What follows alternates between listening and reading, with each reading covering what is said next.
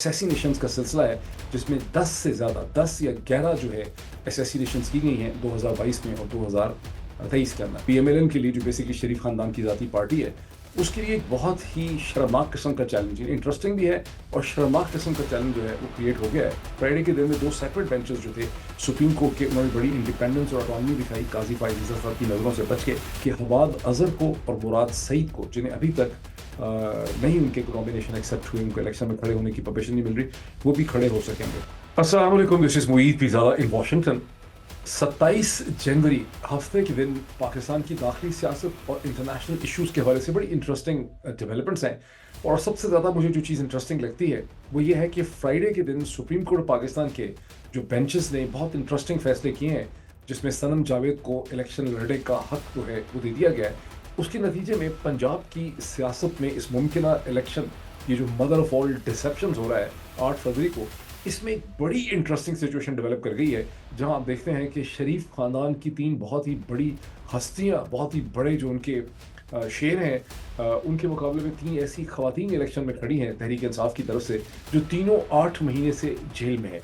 यानी नवाज शरीफ साहब बमुकाबला डॉक्टर यास्मीन राशिद, मरियम नवाज साहिबा बमुकाबला सनम जावेद, और हमजा शहबाज बमुकाबला आलिया हमजा।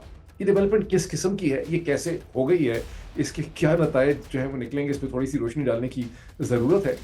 लेकिन इसके अलावा भी बड़ी इंटरेस्टिंग डेवलपमेंट्स हैं। नवाज शरीफ साहब आज पीएमएलएन का मैनिफेस्टो देने वाले हैं, जिसमें 3.5 महीने से मसलसल काम हो रहा है। एक 30 रुकनी कमेटी ये बहुत ही एम्बिशियस मैनिफेस्टो बना रही है, जिसे आज अनरेवल किया जाएगा, रिवील किया जाएगा। ये हो सकता है अब तक, जब तक मैं बोल रहा हूँ, उसकी तफसीलात सामने आ जाए। अब तक वैसे नहीं आई हैं, लेकिन इसकी तफसीलात जो हैं वो सामने आने वाली हैं। उसके अलावा हम देख रहे हैं कि गिलगित बल्तिस्तान जो है, वहाँ पर बहुत मैसिव प्रोटेस्ट हैं, और आज का दिन बहुत ही इम्पोर्टेंट है उन प्रोटेस्ट के हवाले से। लेकिन इससे पहले कि इन सारी डोमेस्टिक पाकिस्तान की पॉलिटिक्स की डेवलपमेंट्स की तरफ मैं चलूँ, मैं थोड़ी सी 2-3 बहुत इंपॉर्टेंट इंटरनेशनल डेवलपमेंट्स हैं उनका जिक्र करना चाहता हूँ, थोड़ी सी तफसीलात आपके साथ शेयर करना चाहता हूँ। और पहली डेवलपमेंट का ताल्लुक जो है वो तुर्की से है, F-16 के साथ है। तुर्की, अमेरिका, नेटो के दरमियान में क्या हो रहा है।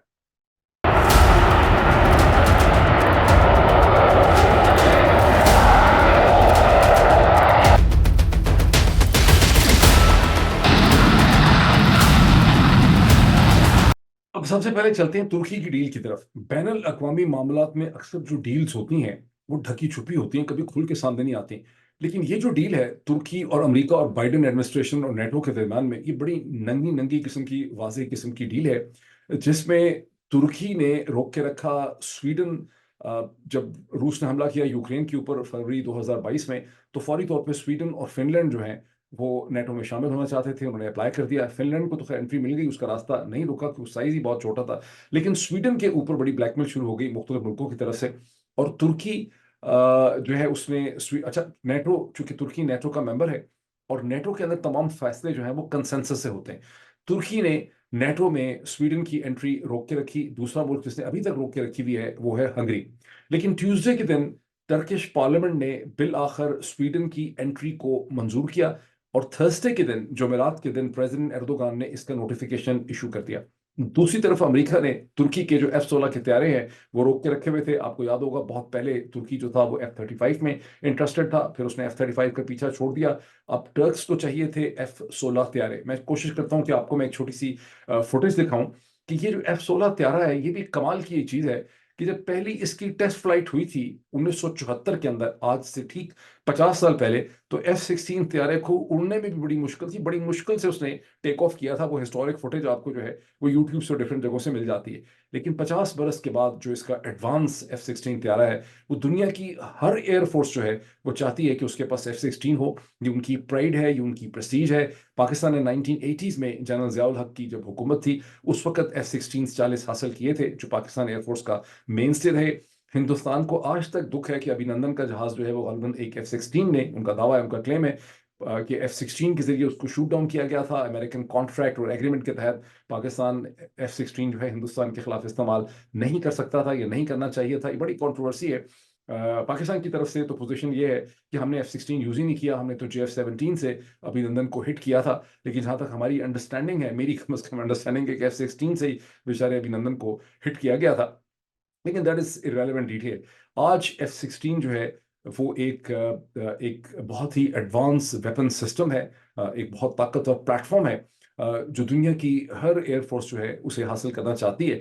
और अब टर्की की यहाँ डील ये थी कि अच्छा, अब ये बड़ी इंटरेस्टिंग डील यहाँ पर ये हुई है कि जब टर्किश पार्लियामेंट ने इसको अप्रूव कर दिया, प्रेसिडेंट एर्दोगान ने इसका नोटिफिकेशन इशू भी कर दिया, और अमेरिकन स्टेट डिपार्टमेंट ने कह भी दिया कांग्रेस की दो कमेटीज को, उसके बावजूद कांग्रेस की जो कमेटीज हैं, अकॉर्डिंग टू न्यूयॉर्क टाइम्स, वो इसके ऊपर कोई पीछे हटने को तैयार नहीं थी। वो कह रही थी कि जो प्रेसिडेंट एर्दोगान का एक्चुअली साइन डॉक्यूमेंट है टर्किश पार्लियामेंट का, वो डॉक्यूमेंट्स जो हैं वो भेजे जाएं। आजकल के ज़माने में डॉक्यूमेंट्स इलेक्ट्रॉनिकली भी आ जाते हैं, लेकिन इस केस में जो कांग्रेस की दो कमेटीज थी, एक senate foreign relation committee Washington में, दूसरी हाउस की फॉरेन अफेयर्स कमेटी, दोनों कहते थे कि हमें एक्चुअल डॉक्यूमेंट्स जो हैं प्रेसिडेंट एर्दोगान के साइन और टर्किश पार्लियामेंट के हमें देखने। और फिर एक टर्किश एयरलाइन की स्पेशल फ्लाइट से ये डॉक्यूमेंट्स जो हैं पिछले 24 घंटे में न्यूयॉर्क पहुंचे। न्यूयॉर्क के बाहर स्टेट डिपार्टमेंट की एयरपोर्ट के ऊपर ही उनकी गाड़ी और ऑफिशियल खड़े थे, वो धोड़म धोड़म हॉलीवुड की फिल्म की तरह उन्होंने ये डॉक्यूमेंट पकड़े, उठाए, और यहाँ वॉशिंगटन में पहुंच के जो सेनेटर्स और जो हाउस के रिप्रेजेंटेटिव हैं, यानी हाउस की जो कमेटी है उसे हाउस फॉरेन अफेयर्स कमेटी कहते हैं, जो सेनेट की फॉरेन अफेयर्स की कमेटी है उसे सेनेट फॉरेन रिलेशंस कमेटी कहते हैं, तो दोनों को वहां पर डॉक्यूमेंट दिखाए गए। और अब तुर्की को मिल जाएंगे F-16 के हथियारे, और दूसरी तरफ से एंट्री हो जाएगी स्वीडन की। जब हंगरी अपना उठाएगा उसके ऊपर से वीटो, यानी वो उस पर उठाएगा, तो स्वीडन को एंट्री मिल जाएगी। हंगरी के प्रेसिडेंट जो हैं विक्टर अर्बकान, उनके अमेरिकी सेनेटर्स बहुत खिलाफ हुए हैं, बिकॉज अभी तक विक्टर अर्बकान जो है उन्होंने कुछ बताया नहीं है कि उनको क्या चाहिए। अकॉर्डिंग टू न्यूयॉर्क टाइम्स चाहिए उनको भी कुछ ना कुछ, स्टेट डिपार्टमेंट एक्सप्लोर करने की कोशिश कर रहा है कि उनको क्या चाहिए, लेकिन अभी क्लियर नहीं है कि उनको क्या चाहिए। तो अभी ये एक डेवलपमेंट है।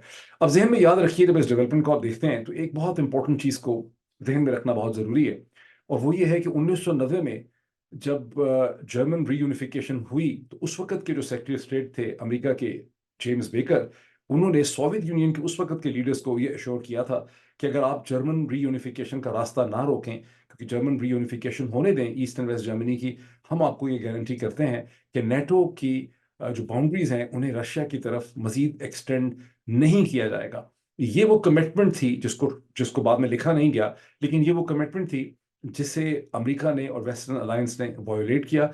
और ये जो वायोलेशन है ये बेसिस बनी है अल्टीमेटली उन टेंशन्स की जिनके नतीजे में यूक्रेन की जंग हुई, और यूक्रेन की जो तबाही है उसने पूरे यूरोप को अपनी लपेट में लिया। अब जब तुर्की का जिक्र हो ही गया है, जैसे अब तुर्की की हुकूमत तुर्किया कहती है, लेकिन दुनिया भर के जराए ब्लाग और मेरी भी जुबान पे तुर्किया जो है वो ठीक तरह से नहीं चढ़ता, तो अक्सर अमेरिकन और ब्रिटिश जराए ब्लाग जो है वो तुर्की को तुर्की ही लिखते हैं। बहरहाल, थर्सडे के दिन तुर्की के दारुल खलाफा कैपिटल सिटी में ईरान के प्रेसिडेंट इब्राहिम रेसी भी मौजूद थे, और प्रेसिडेंट एर्दोगान और इब्राहिम रेसी के दरमियान एक बहुत इंपॉर्टेंट मुलाकात हुई है। ईरान की मुलाकातें जो हैं रीजनल वो मुसलसल जारी हैं। ईरान के प्रेसिडेंट जो हैं उससे पहले रशिया भी गए हुए थे, रशिया में भी उनकी मुलाकात हुई है, और रशियंस भी उनसे मुसलसल मिल रहे हैं। पर ये जो मुलाकात थी, इसका फोकस जो है, इसका प्रिंसिपल फोकस इसराइल की जो एक्टिविटी गाजा में है और उसके नतीजे में जो रीजनल सूरत हाल पैदा हुई है, वो इसका फोकस था इस मीटिंग का। और ईरान और तुर्की दोनों ही की बड़ी स्ट्रॉन्ग पोजीशन है इसराइल के गाजा के हवाले से। ताहम ईरान को अफसोस इस चीज़ का है कि तुर्की ने अपने जो कमर्शियल और ट्रेड रिलेशनशिप हैं इसराइल के साथ वो जारी रखे हैं। डिप्लोमेटिक रिलेशनशिप तो हैं ही, उस पर ईरान को एतराज़ नहीं है।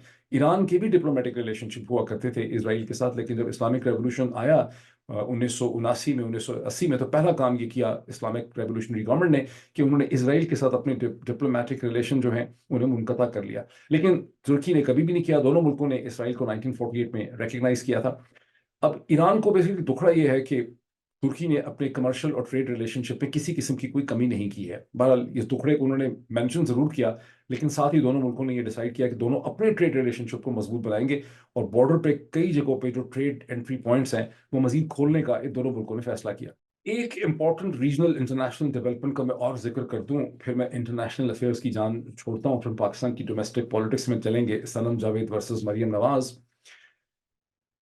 आपको याद होगा कि 48 घंटे पहले पाकिस्तान के फॉरेन सेक्रेटरी डॉक्टर साइरस काजी जो हैं, उन्होंने एक बहुत इंपॉर्टेंट प्रेस कॉन्फ्रेंस की जिसमें डॉक्यूमेंटेशन शेयर की गई। उन्होंने इल्ज़ाम लगाया कि कैसे पाकिस्तान की इंटेलिजेंस एजेंसीज जो हैं उनके पास बहुत नाकाबिल तस्दीक किस्म की बहुत ही क्रेडिबल इंफॉर्मेशन है कि हिंदुस्तान के जो एजेंट्स हैं जो इस खत्ते में मुख्तलिफ ममालिक के अंदर इन ऑल प्रोबेबिलिटी उनका इशारा मशरक़ वस्ती की तरफ है।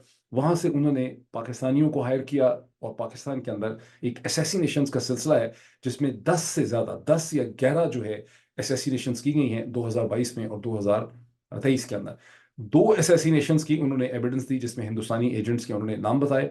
एक असैसिनेशन जो रावला कोर्ट में हुई, दूसरी असैसिनेशन जो रावला कोर्ट में जो असैसिनेशन हुई वो मोहम्मद रियाज की हुई, और शाहिद लतीफ़ की जो असैसिनेशन है वो सियालकोट के अंदर हुई। और दोनों असैसिनेशन एक सितंबर में, एक अक्टूबर 2023 में हुई।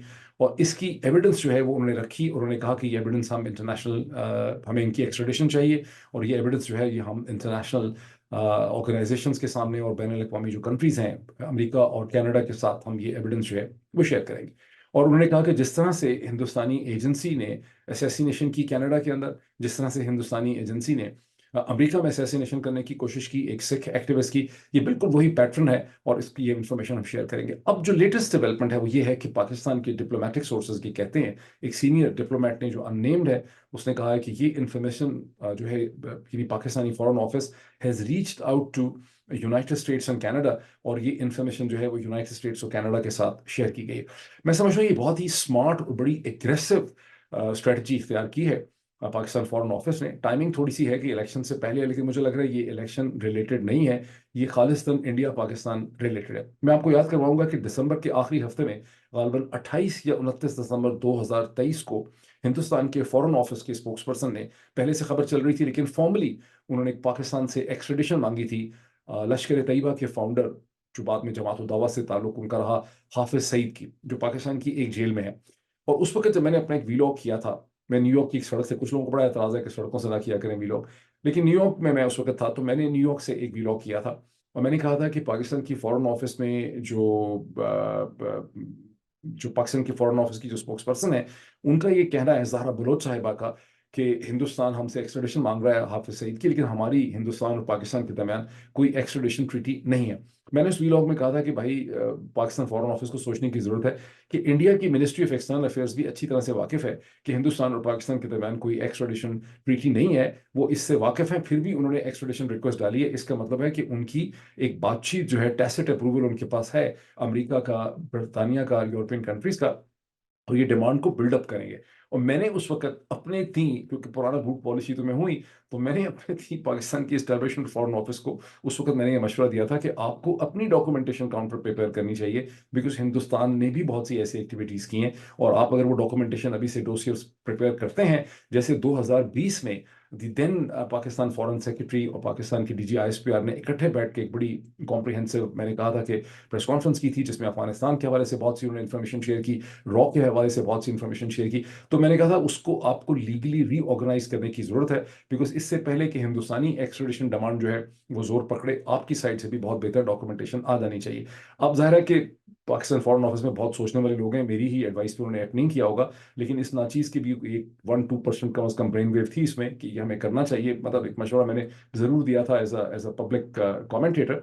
लेकिन यहाँ पर मेरा ख्याल है कि ये जो एविडेंस है जो पाकिस्तान ने रीच आउट किया है to Canada and United States, Pakistan foreign office ने एक स्टेज सेट कर दिया है कि इन केस इंडिया जो है वो हाफिज सईद की एक्सट्रेडिशन के ऊपर ज़्यादा प्रेशर डालता है और सपोर्ट गेन करने की कोशिश करता है, तो पाकिस्तान फिर काउंटर जो है उसको रेज करेगा, और ए और बी एक दूसरे को, या XYZ एक दूसरे को कैंसिल करेंगे। This is what the strategy I understand जो चीज़ हो रही है यहाँ पे।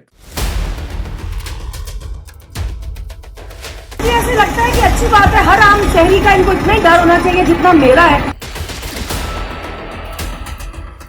सनम जावेद के मैदान में आते ही लाहौर के NA 119 की सियासत में बड़ी हलचल। सनम जावेद का मुकाबला मरियम नवाज, इलेक्शन में होगा कांटे का मुकाबला।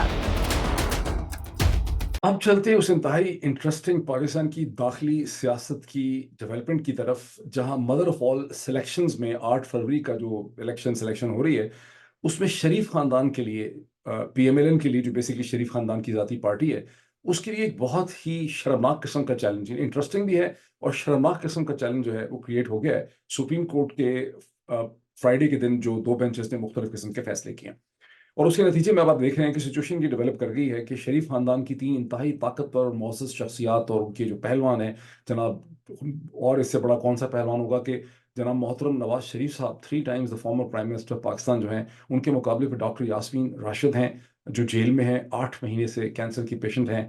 फॉर्मर प्रोफेसर ऑफ गायनेकोलॉजी और obstetrics, farmer health minister of Punjab, जिन्होंने पंजाब के अंदर सेहत कार्ड, हेल्थ कार्ड इंट्रोड्यूस किया, वो जेल में। नवाज शरीफ साहब को शर्म नहीं आ रही होगी कि जेल में बैठी हुई खातून, अगर मैं नवाज शरीफ साहब की जगह होता तो मैं तो ज़ाती तौर पे अपील करता कि डॉक्टर यास्मीन राशिद को कम से कम इलेक्शन लड़ने के लिए, मेरी गैरत की बर्दाश्त नहीं करती कि मेरे मुकाबले में जो औरत है इलेक्शन लड़ रही है, वो जो बेचारी जेल में बैठी हुई है 8.5 महीने से, कैंसर की भी पेशेंट है, तो मैं तो खुद ज़ाती तौर पर जाता और मैं उसका केस लड़ता और मैं कहता कि ये मेरी प्रेस्टीज के खिलाफ है कि मेरे मुखालिफ जो लोग इलेक्शन लड़ रही है खातून, वो जेल में बैठी हुई है। लेकिन नवाज शरीफ साहब के तो बहरहाल कुछ हालात ही और हैं, मैं भी थोड़ा से आपसे मजीद उनकी सिचुएशन डिस्कस करता हूँ। लेकिन सनम जावेद साहिबा जो हैं, वो NA 119 से NA 120 दो नेशनल असेंबली की कॉन्स्टिट्यूंसीज में वो खड़ी हुई हैं, उनको इजाज़त मिल गई है। कैसे मिली है वो भी मैं आपको बताता हूँ। लेकिन NA 119 में मोहतरमा मरियम नवाज साहिबा के खिलाफ वो इलेक्शन लड़ रही हैं। NA 120 से वो लड़ रही हैं अयाज सादिक साहब, जो फॉर्मर स्पीकर हैं नेशनल असेंबली ऑफ पाकिस्तान के। तीसरी जो सिचुएशन है वो भी बड़ी इंटरेस्टिंग है, that is Hamza versus Hamza. America की फिल्म थी बहुत पहले 1970s की, क्रैमर वर्सेस क्रैमर। ये हमजा वर्सेस हमजा हो गया बिकॉज हमजा शहबाज जो हैं, जो फॉर्मर चीफ मिनिस्टर भी थे, पता नहीं 1 दिन के या 10 दिन के 2023 में, उनके मुकाबले में आलिया हमजा खड़ी हैं। She is a former banker, मेरे टेलीविजन प्रोग्राम की बहुत मेंटोरिंग करती थी, बहुत आती थी प्रोग्राम में, वेरी इंटेलिजेंट लेडी, वो भी जेल में है बेचारी। तो आलिया हमजा खड़ी हैं जनाब हमजा शहबाज के मुकाबले। ये सिचुएशन डेवलप कैसे हुई? फ्राइडे के दिन में 2 सेपरेट बेंचेस जो थे सुप्रीम कोर्ट के, उन्होंने बड़ी इंडिपेंडेंस और ऑटोनॉमी दिखाई काजी फायज ईसा साहब की नज़रों से बच के। एक बेंच वो है जिसे हेड कर रहे थे जस्टिस मुनीब अख्तर, उनके साथ थे जस्टिस इरफान सादात, और इस बेंच ने लाहौर हाई कोर्ट के और रिटर्निंग ऑफिसर्स के उन फैसलों को रद्द कर दिया जिसमें बहुत से लोगों के इलेक्शन में पार्टिसिपेशन को रोका गया था, उनकी नॉमिनेशन को रोक दिया गया था, और 5 लोगों को एज अ रिजल्ट इस बेंच ने इजाज़त दी और इलेक्शन कमीशन ऑफ पाकिस्तान को हुक्म दिया कि इनके नाम और इनको निशान जो हैं उनको दिए जाएं, बैलेट पेपर पर डाले जाएं। और ये 5 जो जिनको मिली है इजाज़त, उसमें सनम जावेद, जिनका मैं जिक्र कर चुका हूँ, शौकत पसरा, ताहिर सादिक साहब और उमर असलम, ये इसमें आ गए।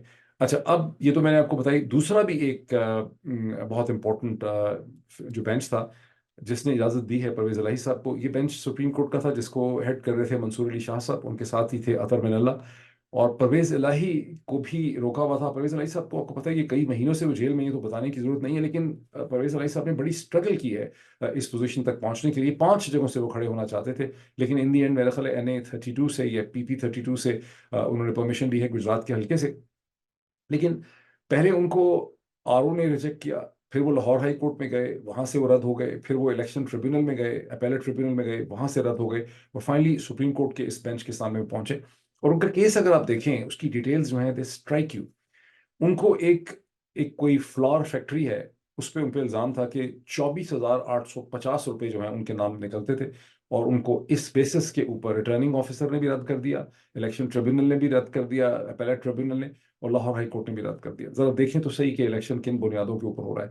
और जो एविडेंस रखी है सुप्रीम कोर्ट ऑफ पाकिस्तान के सामने, मंसूर अली शाह साहब के सामने, अतर मिनल्ला साहब के सामने, उनके वकील ने, परवेज़ इलाही साहब के वकील ने, वो ये है कि कोई तकरीबन 277 मिलियन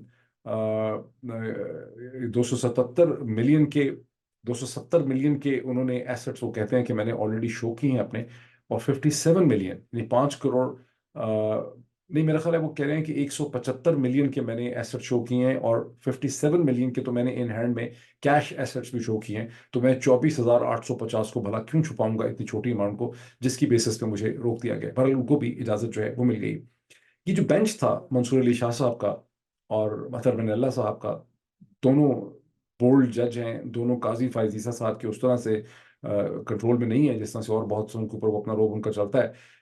इन्होंने 2-3 और भी बड़ी इंटरेस्टिंग ऑब्जर्वेशन दी हैं। एक इंटरेस्टिंग ऑब्जर्वेशन इन्होंने ये दी है, जो उन्होंने दी बेसिकली उस केस में जहां उमर असलम का उनके सामने पिटिशन थी, लेकिन उन्होंने कहा कि कोई अगर उमर असलम भी गुम है 9 मई के बाद से, जब उनके खिलाफ पुलिस रेड कर रही है, लेकिन उन्होंने कहा कि एब्सकॉन्डर अगर कोई बंदा है, इसका ये मतलब नहीं है कि उसका जो फंडामेंटल डेमोक्रेटिक राइट है इलेक्शन में खड़े होने का, उसे इलेक्शन कमीशन सल्व नहीं कर सकता।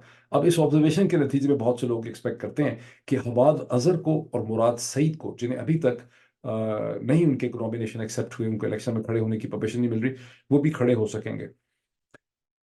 इसमें बड़ा सा जहन में रखिए कि शरीफ खानदान का निशान जो है वो शेर है, लेकिन शरीफ खानदान की जो सारी कार्रवाई आपको नजर आ रही है, जो उनका बिहेवियर नजर आ रहा है इस इलेक्शन के अंदर, वो एक चालाक किस्म का, जो साजिशी किस्म का जो लूमड़ है, वो उस लूमड़ किस्म की पूरी कार्रवाई आपको नजर आ रही है। अब थोड़ी सी खबर लेते हैं। नवाज शरीफ साहब आज पीएमएलएन का मैनिफेस्टो उन्होंने इशू करना है। फॉर्मली अभी तक इशू हुआ नहीं है जिस वक्त मैं बोल रहा हूँ, लेकिन उसकी बहुत सी डिटेल्स हमारे सामने आ चुकी हैं, उसके खद्दो खाल हमें पता चल रहे हैं क्या है। पहले ध्यान में रखिए कि ये मैनिफेस्टो अक्टूबर के दूसरे तीसरे हफ्ते में इरफान सदीकी साहब को, सेनेटर इरफान सदीकी साहब को कहा गया था, उन्होंने एक टीम सेटअप की जिसमें बताया जाता है कि 30 उनके टीम मेंबर वर्कर थे, रिसर्चर्स, और 30 लोगों की एक कमेटी बनाई गई, और इस कमेटी की सफारशात निगारशात के नतीजे में ये मैनिफेस्टो जो है इसको तरतीब दिया गया। 3.5 महीने पीएमएलएन ने और इरफान सदीकी साहब की टीम ने इस मैनिफेस्टो को बनाने में, इसकी नोक पलक दुरुस्त करने में, इसकी लफाजी को इम्प्रूव करने के लिए उन्होंने खर्च किया है। कहा जाता है कि बहुत वाइड लेवल स्टेक होल्डर्स के साथ कॉन्सल्टेशंस हुई हैं, जिसमें बहुत से इकोनॉमिक एक्सपर्ट्स हैं, फॉरेन पॉलिसी एक्सपर्ट्स हैं, डायस्पोरास में बैठे हुए लोग हैं, बिजनेस कम्युनिटी है, ट्रेडर हैं, कमर्शियल सर्कल्स हैं, उन सब के इनपुट से इस मैनिफेस्टो को प्रिपेयर किया गया। ये मैनिफेस्टो है क्या, जैसा मैंने कहा, अभी फॉर्मली मेरे सामने आया नहीं है, लेकिन उसके खद्दो खाल हमें पता चले हैं। इस मैनिफेस्टो में इस ख्वाहिश का इजहार किया जा रहा है कि पाकिस्तान के अंदर एक एजुकेशनल और एक हेल्थ रेवोल्यूशन लाया जाएगा, और एजुकेशन पे बहुत काम होगा, हेल्थ के ऊपर सेक्टर पे बहुत काम होगा, लाइफ स्टॉक का की बड़ी उनकी उस पर काम होगा, मवेशियों के ऊपर। और एक पाकिस्तान के अंदर एक इंडस्ट्रियल और एक एग्रीकल्चर रेवोल्यूशन की बात जो है हो रही है कि बहुत बड़े पैमाने में इंडस्ट्री और एग्रीकल्चर में तब्दीलियां होंगी।